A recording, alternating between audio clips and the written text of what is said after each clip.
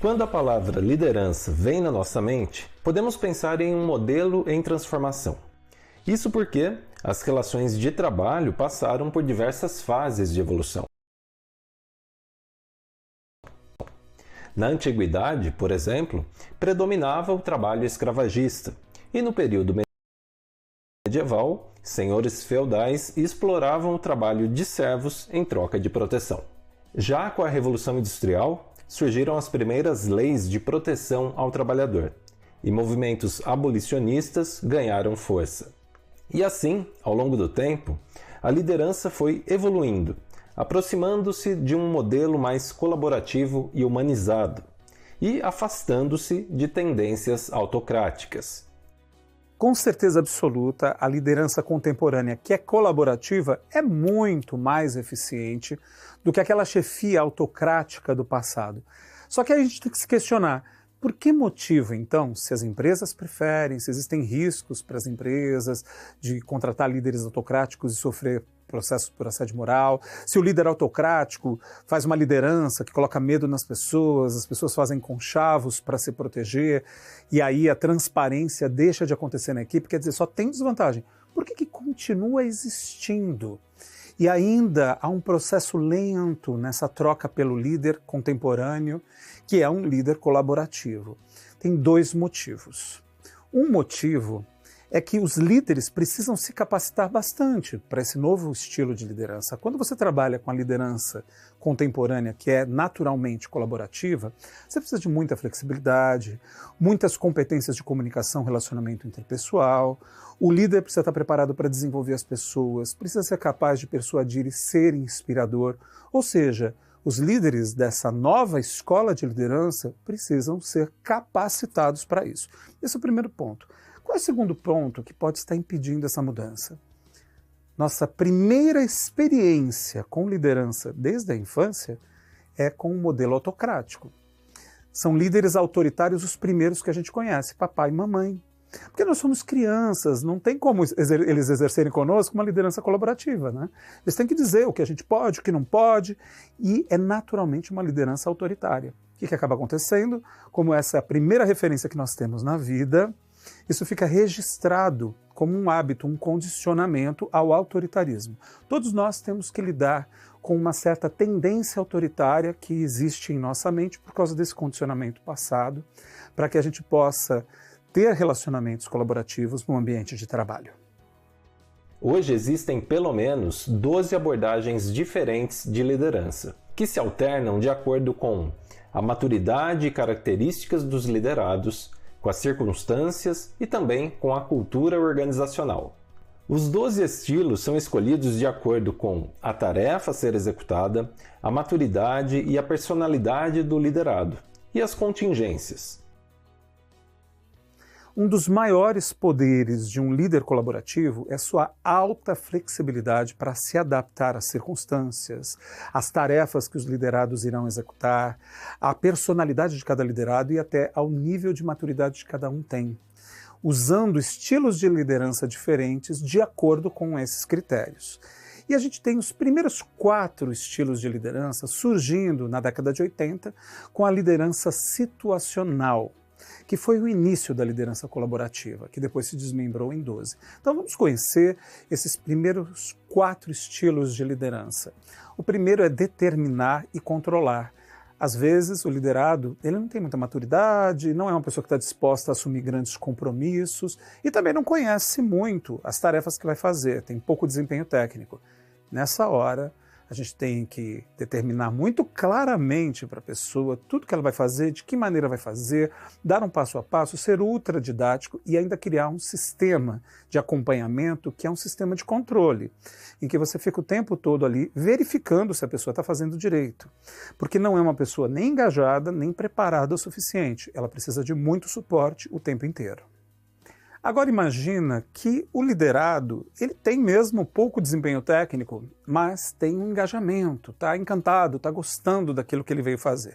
Claro que o líder vai sim prepará-lo, vai determinar coisas que ele precisa fazer naquele momento, mas o foco da liderança ali é inspirar e persuadir a pessoa, aproveitar que ela está motivada, está engajada, para incendiar essa motivação dela, ajudar ela a ficar ainda mais envolvida e ela sozinha procurar, estudar e tentar se informar sobre tudo que ela puder. Essa pessoa tem um potencial. Ela não sabe ainda tecnicamente as coisas, mas ela tem um potencial por causa da vontade que ela tem, do engajamento, e ela está disponível para assumir compromissos.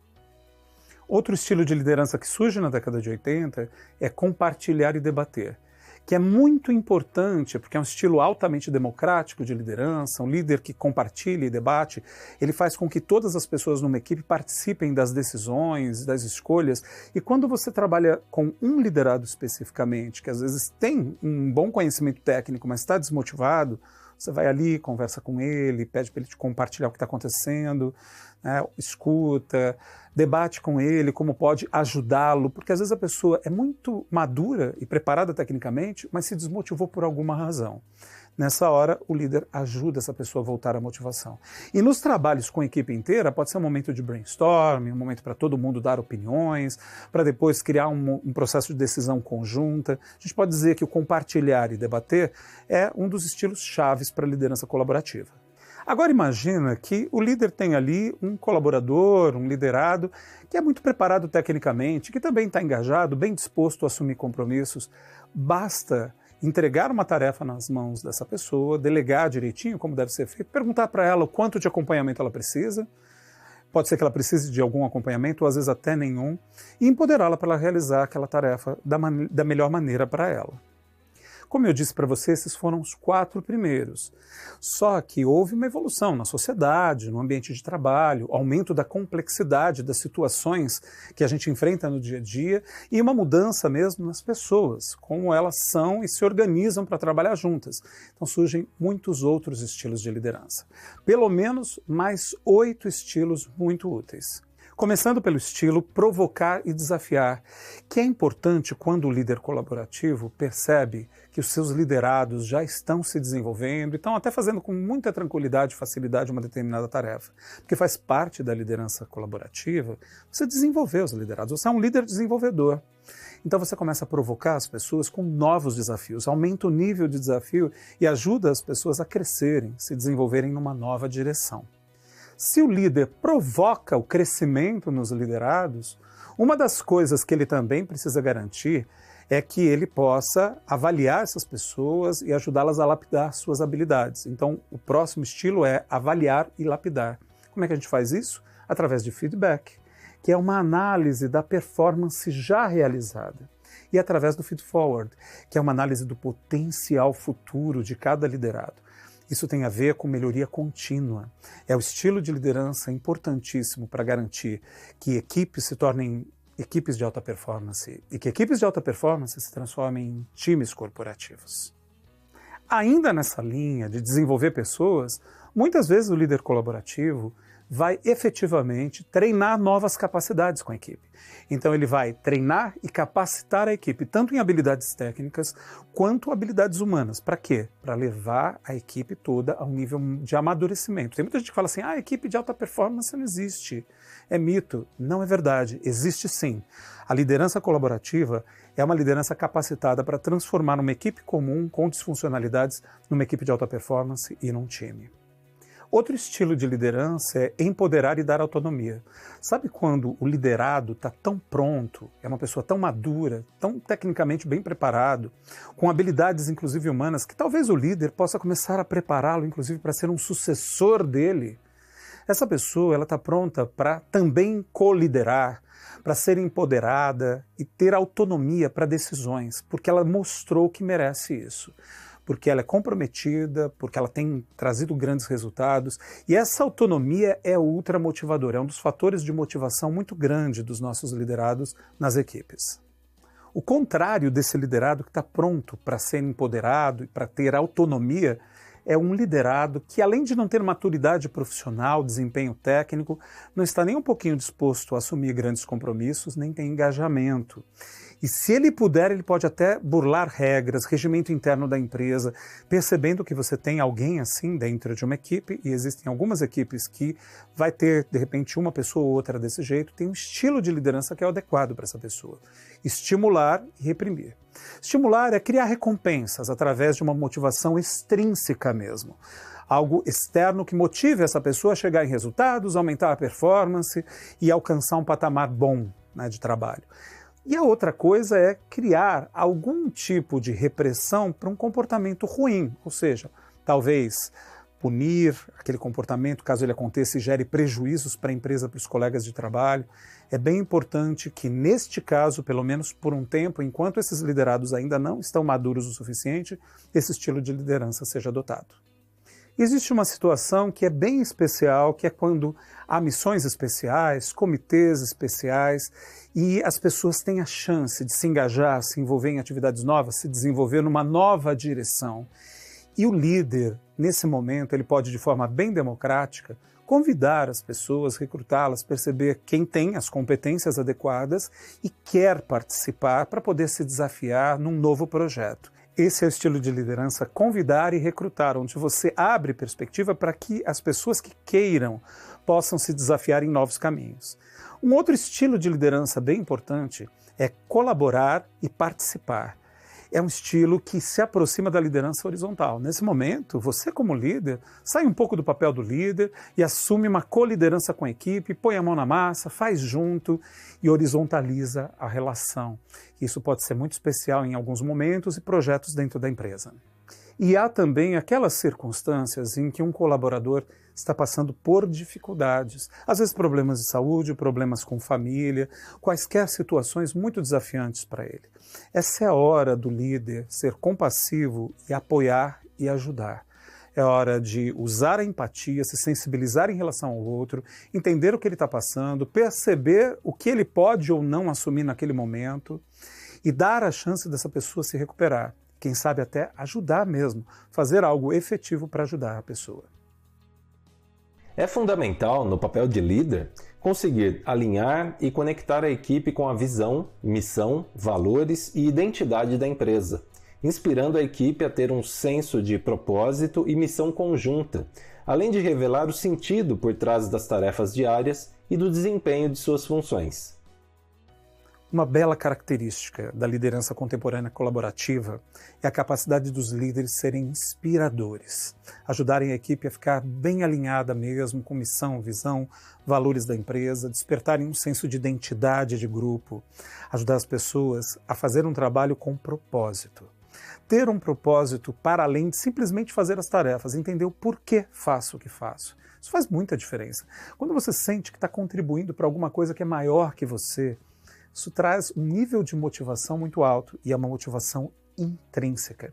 Tem uma pesquisa que ocorreu na Inglaterra falando sobre níveis de motivação e eles descobriram que o nível mais alto era quando a pessoa sentia que estava contribuindo para algo maior que ela. Em segundo lugar, era ter autonomia para contribuir do jeito dela, fazer alguma coisa que ela gosta, do jeito que ela gosta e contribuir até para mudar positivamente algo. E em terceiro lugar, estava ela poder aprender, se desenvolver, sentir que ela estava melhorando, crescendo, se desenvolvendo enquanto estava trabalhando. Então, o líder visionário ele está lidando com um nível mais alto de motivação que um indivíduo pode ter, que é um grande porquê, um significado maior para fazer o que faz. E a sensação que é até emocionante, sentir que o seu trabalho contribui com a vida de outras pessoas, que de alguma forma pode ser até o seu legado. Não é muito especial essa ideia do líder colaborativo ser visionário e fazer a equipe inteira criar uma visão junto? Ao organizar pessoas em grupos, muito frequentemente você irá notar o surgimento de dinâmicas disfuncionais. Nesse contexto, seu objetivo como líder é transformar um grupo em um time corporativo, capaz de pensar, aprender e tomar decisões de alta qualidade em conjunto. Quando as pessoas integram equipes, grupos, sempre existe ali uma tensão entre ela querer se sobressair, se destacar, que é um foco em si mesma, no eu, versus uma vontade de participar, de fazer parte de um grupo que ela admira, que ela gosta, que ela quer integrar de verdade, que é um foco no nós. E tem algumas pessoas que vão ter uma preferência e falar, puxa, eu não quero desaparecer na equipe, eu não quero que as pessoas não percebam o meu diferencial, eu quero me destacar, eu quero mostrar que eu sou diferente do grupo e quero mostrar que eu tenho grandes habilidades. Por outro lado, tem outras pessoas que vão ter uma preferência em fazer parte de uma equipe que ela se orgulha de fazer parte. Ela fala, eu quero mesmo de verdade garantir que haja harmonia dentro da equipe, eu quero que as relações sejam ótimas, nutridoras, quero fazer parte de uma equipe vencedora. E essa pessoa tem uma tendência a participar mais focando no nós. O líder precisa saber equilibrar essas duas coisas. As duas são importantes. Por quê? Porque aquele indivíduo que tem o foco mais no eu e em querer se destacar, ele pode ter um pouco de resistências, de participar de verdade, se integrar à equipe, ser um craque que joga junto pelo time como um todo. Então é necessário perceber, dar vazão para essa necessidade de expressão individual, mas perceber que também é importante ajudar essa pessoa a construir esse nós junto com a equipe. Por outro lado, aquele que tem o foco em nós e que quer muito participar, ele pode abrir mão de opinar, de dizer o que ele pensa, de querer o tempo todo manter uma harmonia com todos e não se expressar, não se colocar. Esse é o ponto negativo. O lado bom é que ele vai sempre garantir que as pessoas estejam bem, ele vai ter um foco maior nas relações e no grupo como um todo. Então, o líder precisa perceber essas coisas diferentes que podem acontecer para que ele equilibre esses elementos. Tá? Que uma pessoa que tem um foco exagerado em eu não se torne o egoísta da equipe. E que aquele que tem um foco exagerado em nós não fique aquela pessoa apática que não se expressa porque quer somente que o grupo expresse, que é o último a dar opinião ou tende a concordar só para garantir harmonia. Nenhuma das coisas é boa, a gente precisa de equilíbrio. O líder, sabendo dessas duas forças motivacionais, ele sabe como lidar. Todo grupo vive a tensão entre liberdade e controle. Muitos perguntam se essas duas forças têm que estar em equilíbrio, e a resposta é sim. E falando em perguntas e respostas, existem 7 dúvidas que pairam na mente das pessoas antes de elas ingressarem em um grupo. Todas as vezes que uma pessoa ingressa num grupo, numa equipe, ela entra em contato com 7 necessidades e 7 dúvidas, questões ligadas a essas necessidades. E que, é claro, a pessoa só vai entrar em contato se elas não estiverem sendo atendidas. Se elas forem atendidas, ficam apaziguadas. E é papel do líder conseguir atender essas necessidades. A primeira é a necessidade de segurança e de transparência. A dúvida que fica na mente da pessoa que vai ingressar num grupo novo é: será que é seguro participar desse grupo? Será que é um grupo que eu posso confiar, eu posso me expressar e confiar que não serei ferido, machucado pelo grupo? Quando você entra num grupo novo, você tem uma certa insegurança de como se comportar ali, não é verdade? E isso tem a ver com essa necessidade de segurança. E é claro que o líder pode garantir uma cultura de transparência na equipe e uma cultura de segurança, que vai ajudar bastante. A outra necessidade é de ser aceito e de ser incluído. Imagino que você já passou por isso quando ingressou num grupo novo, mesmo que seja não um grupo empresarial ou um grupo de trabalho, mas um grupo de pessoas que você conhece agora. Será que eles vão me incluir? Será que vão deixar eu entrar? Vão fazer panelinha, né? Eu vou conseguir fazer parte desse grupo? É uma grande necessidade do ser humano. Outra necessidade básica do ser humano é saber se vai ter alguma influência dentro desse grupo, se terá algum poder ou zero poder. Ou seja, será que ela vai ter voz? As pessoas vão ouvi-la? Ela vai poder dar uma contribuição direta? Ou será que ela vai ser ignorada? Vai ser, que nem se fala no popular, café com leite no grupo? É um receio que as pessoas têm. Isso tem muito a ver, essas necessidades, com experiências anteriores que a pessoa teve ao participar de grupos antigos.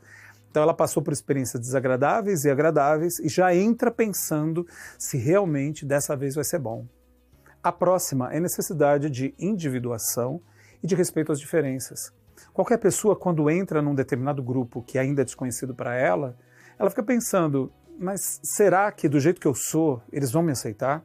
Será que a minha maneira única, meu jeito de ser, minha forma de fazer as coisas vai ser respeitado ou eu serei criticado aqui dentro? Será que eu posso expressar quem eu sou sem problemas de repente ser desrespeitado? Isso é uma das questões importantes para você se sentir seguro e integrar de verdade uma equipe, confiar nas pessoas.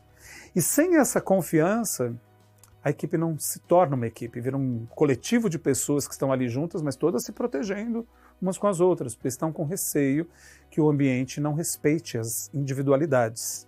Outra necessidade natural do ser humano é de diversão e de compensação emocional. As pessoas querem saber se vai ser emocionalmente bom, compensador, ou vai ser alguma coisa que vai judiar delas emocionalmente, alguma coisa difícil demais de fazer, desagradável. Elas querem sentir que se alegram, se divertem, que gostam de estar juntas. E o líder tem um papel nisso, porque o líder pode modificar uma dinâmica que esteja séria demais, excessivamente dura, às vezes até criando uma gamificação, algo que possa mudar esse tipo de ambiente. A função de liderança sempre vai estar presente na nossa vida.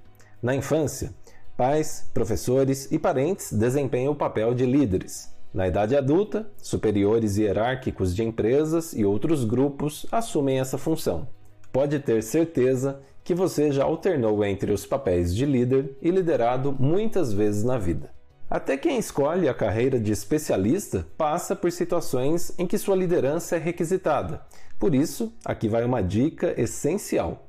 Esteja sempre pronto para quando o momento surgir. Outra coisa fundamental quando você está num grupo de trabalho é saber se vai ser produtivo, porque você tem uma necessidade natural de realização e de resultados. Então fica aquela dúvida, será que vai ser produtivo? Será que a gente vai conseguir fazer algo de verdade ali juntos? Ou vamos ficar improdutivos juntos e frustrados por não conseguir? Tem gente, inclusive, que com experiências negativas anteriores tem preferência em fazer coisas sozinho, porque tem medo de não conseguir produzir em conjunto. Então isso é uma necessidade muito importante que tem que ser atendida. E foi atendido, qualquer uma dessas que eu falei até agora, foi atendido, a pessoa se acalma, se tranquiliza. Teve algum problema na equipe e começou a não ser atendida aquela necessidade, essa dúvida vem à mente e já começa a vir um desequilíbrio e uma disfuncionalidade no grupo.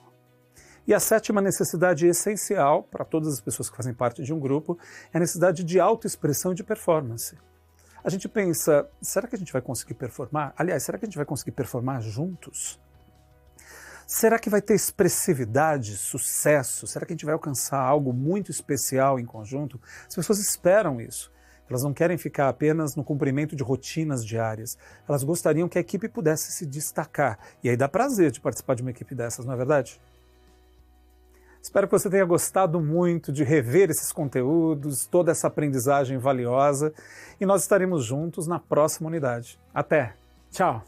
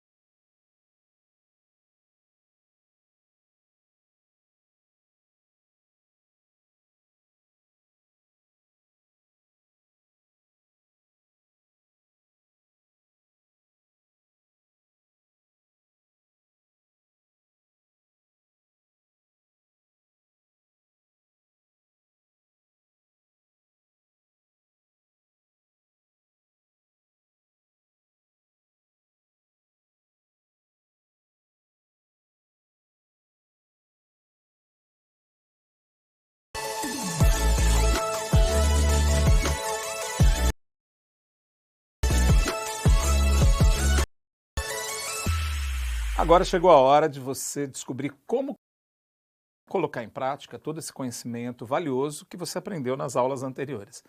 Vamos imaginar uma situação em que você recebeu uma promoção e agora vai liderar uma equipe.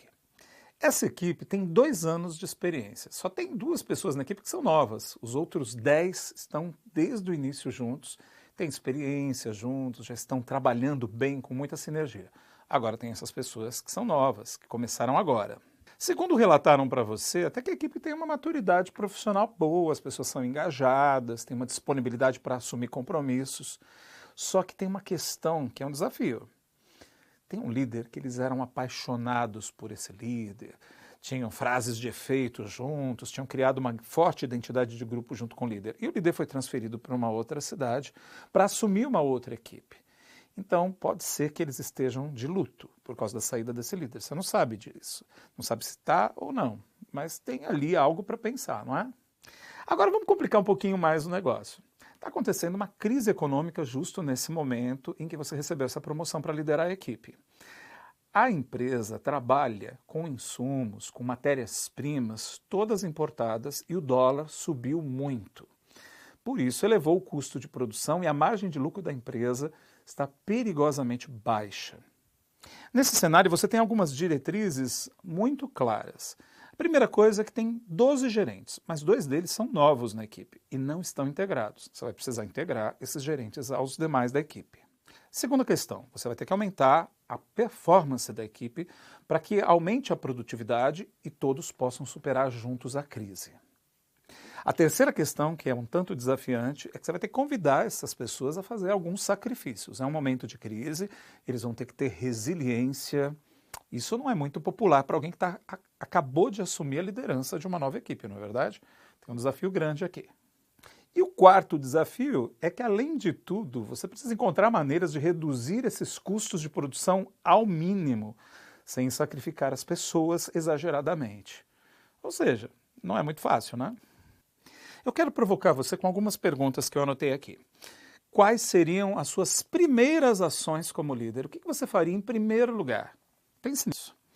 Depois disso, como é que você pretende integrar esses 2 gerentes que são novos? A equipe já está junta há 2 anos. 10 pessoas que já se conhecem e trabalham bem juntos. Entrou 2 novos, tem um desafio, não é verdade? Como você pretende fazer isso? Terceira pergunta. O que você pretende fazer para aumentar o desempenho das pessoas e a produtividade da equipe? A próxima pergunta é como é que você vai comunicar a necessidade de eles serem resilientes, fazer alguns sacrifícios, de cooperar com esse momento da empresa para tirar a empresa da crise. E, finalmente, como você pensa em reduzir os custos da operação? Vamos começar pelas primeiras ações que seriam importantes para você como líder da equipe. Acho que a primeira coisa seria se reunir com cada uma dessas pessoas. Você não conhece elas, não vá direto para uma reunião de grupo. Conheça cada uma delas, faça uma reunião individual, porque isso vai te dar chance de fazer muitas coisas importantes. Primeira coisa, você vai conseguir se conectar com cada uma das pessoas. Segunda coisa, você pode começar a fazer uma conversa com compartilhamento de informação para saber como cada uma dessas pessoas está lidando com essa saída do antigo líder. Será que existe um processo de luto? Será que eles estão lamentando essa pessoa que eles gostavam tanto e que agora está distante? Outra coisa que você pode fazer, que vai ser super importante, você pode avaliar o nível de maturidade de cada um desses liderados e o quanto eles estão engajados, dispostos a assumir compromissos, porque isso vai te dar um indicativo de qual é o estilo de liderança adequado para adotar com cada uma dessas pessoas. Outra coisa que você pode fazer é avaliar o quanto cada uma dessas pessoas da equipe está bem alinhada com visão, missão e valores da empresa. Quanto eles têm claro o propósito deles, porque vai ser importante para você se alinhar com eles e fazer esse alinhamento entre eles e a empresa. E também uma coisa ótima para você perguntar para eles é o que eles acham, cada um deles, né? Você pesquisa com eles o que eles acham que levaria a equipe para um nível mais alto de performance e desempenho. Agora vamos descobrir quais são as competências necessárias para desempenhar bem essas reuniões individuais e quais os estilos de liderança que você deverá utilizar. As competências são carisma e conexão humana. Você precisa se conectar com as pessoas, em primeiro lugar. As pessoas têm que sentir que você é uma pessoa simpática e gostar de você. Leitura da comunicação não verbal. Presta atenção como as pessoas reagem ao que você fala, as reações não verbais dela. Isso vai te dar indícios de coisas que vão além das palavras. Comunicação e persuasão. Você tem que ter uma comunicação muito clara, é hora de lidar com desafios, né, persuadir. E empatia. Porque se essas pessoas estiverem sofrendo o luto da perda do antigo líder, é importante demonstrar empatia e sensibilidade em relação a isso. Elas já se conectaram com você imediatamente. Falando agora sobre estilos de liderança.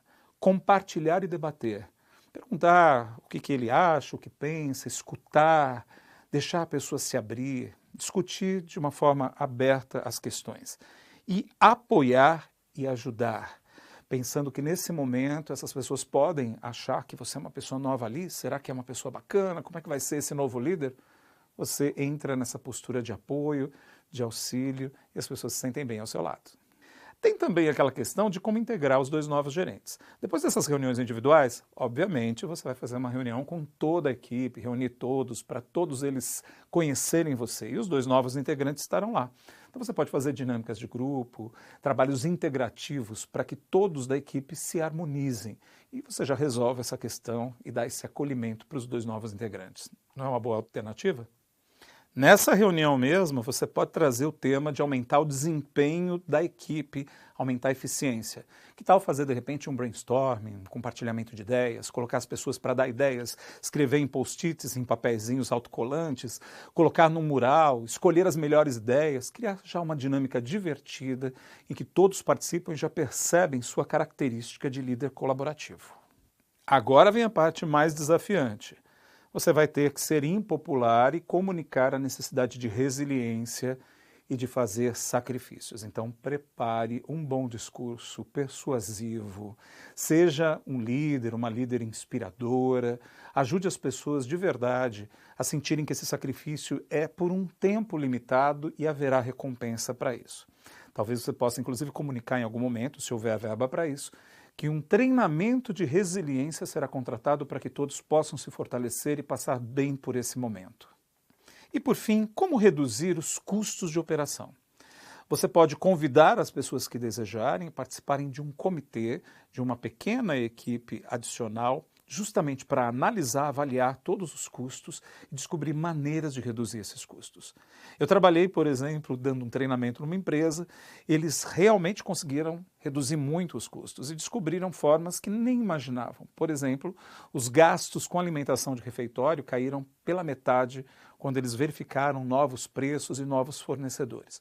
Então, sempre é possível reduzir os custos sem ter que sacrificar as pessoas.